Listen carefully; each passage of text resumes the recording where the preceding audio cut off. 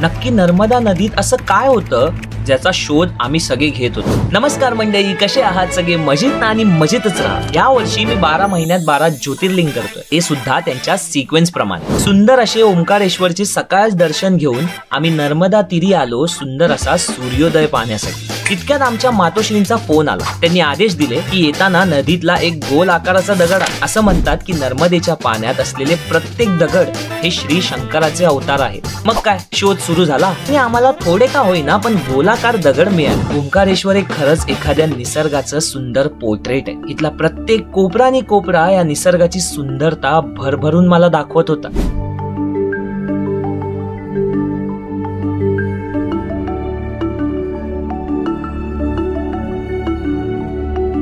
Boating केली, मंदिराच्या बाहेरून दर्शन घेतले, सुंदर अशा नर्मदा घाटाला डोळ्यात कैद करून घेतलं आणि आम्ही निघालो ममलेश्वर यांचे दर्शन करायला. ममलेश्वरला गेल्यानंतर भारताचा एक वेगळाच इतिहास समोर आला. आणि काय होता तो? Think of me what next.